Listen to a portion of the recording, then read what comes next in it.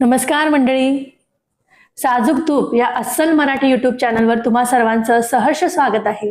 मी अमृता आणि परत एकदा महेश आहे. आपण अजून एक नवीन विषय घेऊन आलो आहोत चर्चा करण्यासाठी. तर महेश आणि मी त्रिगुण ह्या विषयावर चर्चा करणार आहोत. तर त्रिगुण म्हणजे काय? सत्व, रज आणि तम हे 3 गुण. बरोबर महेश? बरोबर. तर मग काय आता आपण बोलायचे, सुरू करायचे. काय त्रिगुण आहेत? त्रिगुण म्हणजे बघा ना, आता आपले विचार प्रकट होतात ते त्रिगुणात्मक आहेत. आपला स्वभाव त्रिगुणात्मक आहे, प्रकृती त्रिगुणात्मक आहे. जे जे काही दिसतंय, जे जे काही स्थूल आहे, जे जे पंचभौतिक आहे ते त्रिगुणांनी युक्त आहे आणि प्रत्येकाचा एक विशिष्ट असं वेगळा स्वभाव. मला जे आवडतं ते तुम्हाला किंवा अन्य कुणाला आवडेल असं नाही, कारण त्याच्यामध्ये जे काही सत्व रज तम यांचा जो काही प्रमाण आहे ते प्रमाण सारखं नसल्या कारणाने प्रत्येकाचा स्वभाव वेगवेगळा आहे. बरोबर. विचार वेगवेगळा आहे. म्हणजे 3 गुण सत्व, रज आणि तम. मग सत्व गुणाबद्दल तू काय सांगशील? सत्व म्हणजे सत्य, सत्व म्हणजे विवेक, सत्य म्हणजे प्रकाश, सत्व म्हणजे बघा ना, जितकं शुद्ध आहे ते सगळं सत्व आहे. बरोबर. ठीक आहे. सत्याला दिशा असते पण गती नसते. बरोबर. आणि मग पुढचा गुण रज. रज रज म्हणजे बघा, आपण सगळे रजोगुणी आहोत. बरोबर. का तर आपल्याकडे अस्थिरता आहे, चंचलपणा आहे, दिशा सुद्धा आहे बरं का. दिशा आहे, भले ती चुकीची का असेना, म्हणजे धावायचं आहे, मग ते चुकीच्या दिशेने बरोबर ते नंतर फक्त धावायचं आहे. तर तो आहे रजोगुणी. आणि आपण सगळे रजोगुणी आहोत. आपण म्हणतो ना, लय धावपळ केली, लय पळापळ करतोय आम्ही, मग पोचत कुठं का नाही बाबा, कारण त्याला सत्वाची जोड नाही. बरोबर. आणि शेवटचा गुण म्हणजे तमगुण. म्हणजे तम म्हणजे बघा अंधार. ते शक्तिमान मध्ये असायचं ना, तमराज किलबिश अंधेरा कायम रहे, तर ते तम म्हणजे अंधार. बरोबर. तर तो जो अंधार आहे तिथं अज्ञान आहे, तिथं जे जे काही आहे ते सगळं काळ आहे. आता रंगाचा विषय निघाला तर सांगतो. तम म्हणजे डार्कनेस, मीन्स ब्लॅक, अंधार. रज म्हणजे गती. मग गती बघा कसं असतं, जिथं जिथं गती असते, गतिमानता असते, तिथं कुठला रंग कामाला येतो? सिग्नल, लाल रंग. लाल रंग. रेल्वेसाठी थांबायचं असेल तर लाल रंग. प्रत्येक अलर्ट. हे रजोगुणाला थांबवण्याचा रंग आहे किंवा रजोगुणाचा रंग आहे. बरोबर. आणि मग येतो सत्व, जो शुद्धतेचा रंग आहे. मग शुद्ध रंग म्हणजे पांढरं. म्हणजे जितकं जे शुद्ध आहे, सात्विक आहे, विवेकी आहे, ज्ञानाचं प्रतीक आहे, ते म्हणजे रंग पांढरा. तर असे 3 गुणांना 3 रंग आहे. म्हणून हे रंग तू जे आता एक्सप्लेन केलं महेश, की ते बघितल्यानंतरही त्याची प्रतिक्रिया तेवढीच आपल्याला तशीच जाणवते. बरोबर. जसं की पांढरा रंग बघितला की आपल्याला शांत वाटतं, जो की सत्वगुणी आहे. बरोबर. तो लाल रंग पाहिला की आपल्याला लगेच वाटतं अरे काहीतरी धोकादायक आहे, डेंजर आहे.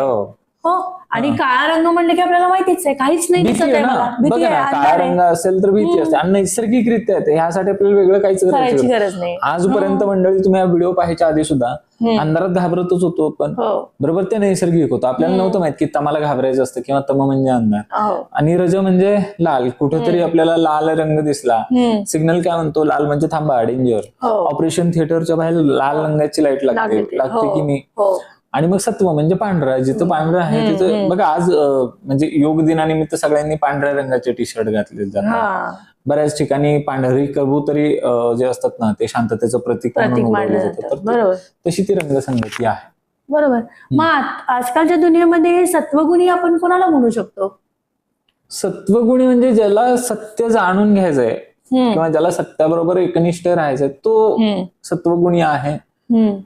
ज्याला ज्ञान पाहिजे, जो ज्ञान मिळवण्यासाठी सततची धडपड करतो, कारण त्याला अज्ञानामधून म्हणजे आहे ना, असतोमा सद्गमय, तमसोमा ज्योतिर्गमय, मृत्युर्मा अमृतंगमय. म्हणजे अगदी पुरातन काळापासून आपल्या ऋषी मुनींनी, संतांनी हीच मागणी केली की आम्हाला कुठून कुठं घेऊन जा, असत्यातून सत्याकडे. म्हणजे कसं, अज्ञानातून ज्ञानाकडे, तिमिरातून तेजाकडे. बरोबर ना.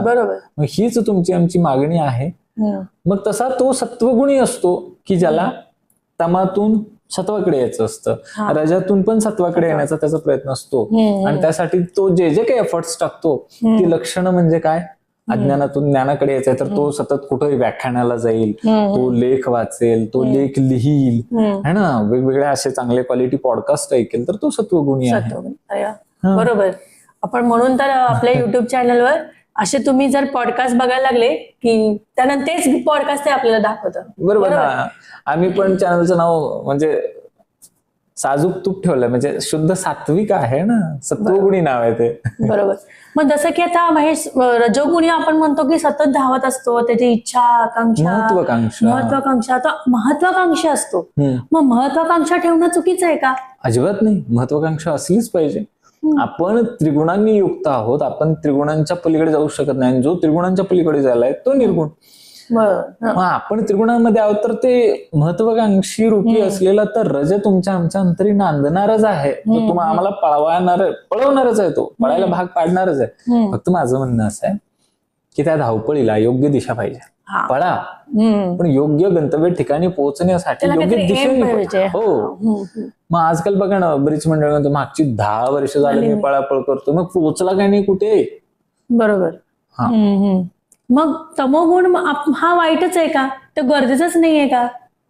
झालंय, बऱ्याच लोकांच्या डोक्यामध्ये अशी संकल्पना आली की सत्व म्हणजे उत्तमाचा गुण आणि तम म्हणजे कनिष्ठ, म्हणजे खालच्या दर्जाच्या किंवा ते अत्यंत अश्लाघ्य असं. पण तसं नाहीये.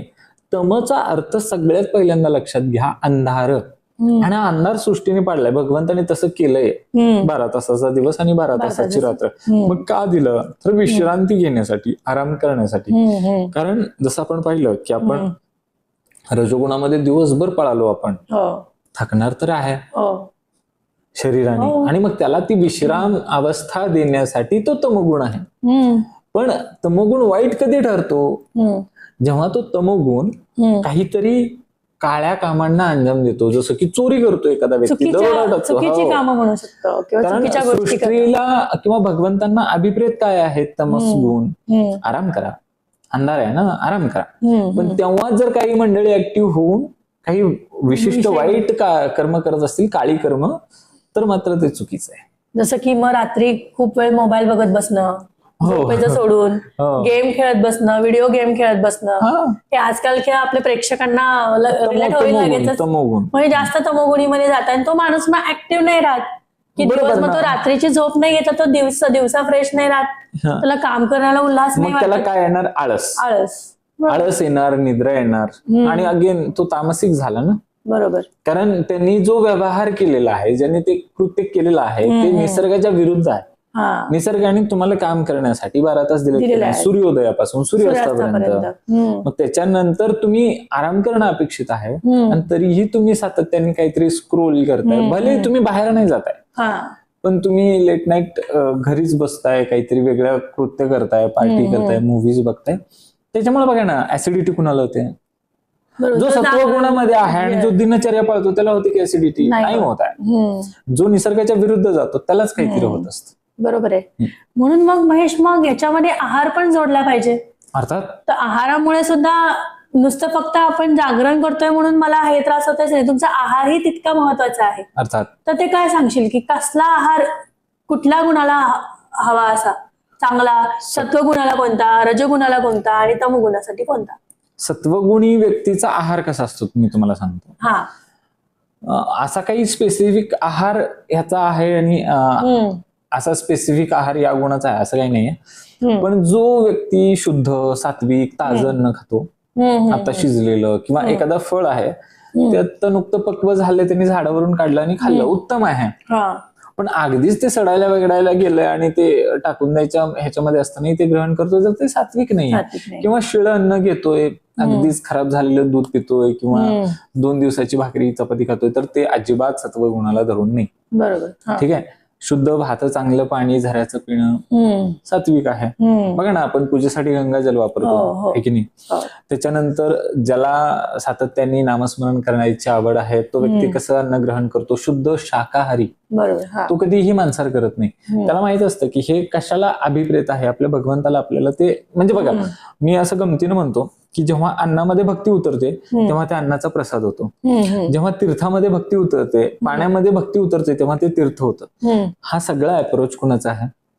सत्वगुणाचा आहे, तो शुद्ध आणि सात्विक जितकं काही असेल तेच प्रेफर करतो आणि ते खातो. त्यातून त्याचे विचारही तसेच तयार व्हायला लागतात. बरोबर आहे.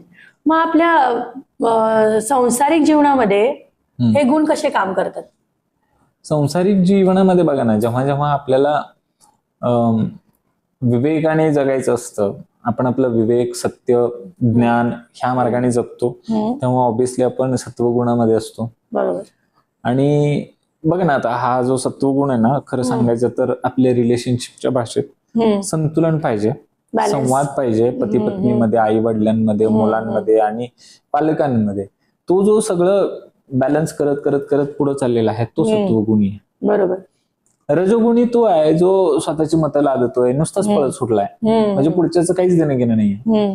आणि मग तमोगुणी आहे तर तो तर कुठल्याच भूमिकेत नसतो, म्हणजे कम्प्लिटली अज्ञानात, पुढच्याला गृहीतच धरायचं नाही, असं तो तमोगुणी असतो. आणि यातून मग सांसारिक जीवनामध्ये खूप मतभेद होतात आणि त्यातून डायव्होर्सचे प्रमाण वाढत जातं. बरोबर आहे. म्हणून आपण म्हणू शकतो की रजोगुणी ही लोक जास्त असल्यामुळे हे प्रमाण जास्त वाढत चाललेत का डिवोर्सचे? अर्थात म्हणजे झालंय का माहितीये का, नात्यांमध्ये सत्वमध्ये असतं रिलेशन सुद्धा सात्विक असावं असं मला वाटतं. रिलेशन जर सात्विक असतं तर ते दोघांचं, पतीनं पतीचं आणि पत्नीनं पतीचं, असं दोघांनी एकमेकांचं ऐकलं असतं, संतुलित राहिलं असतं, तर संसाराची दोन्ही चाकं व्यवस्थित चालली असती, तो गाडा फसला नसता. पण तसं होताना दिसत नाहीये. आज का होतंय? घटस्फोटाचं प्रमाण का वाढतंय? कारण कुठंतरी एकांगी विचार होतोय ना. बरोबर. तेच नुसतंच पळायचंय, पण कुणीकडे पळायचं हे कळत नाहीये. एक दोघांनी एकमेकांकडे यायचं आहे काय दोघांनी एकमेकांपासून दूर जायचंय हे कळण्यासाठी विवेक पाहिजे, शुद्धता पाहिजे.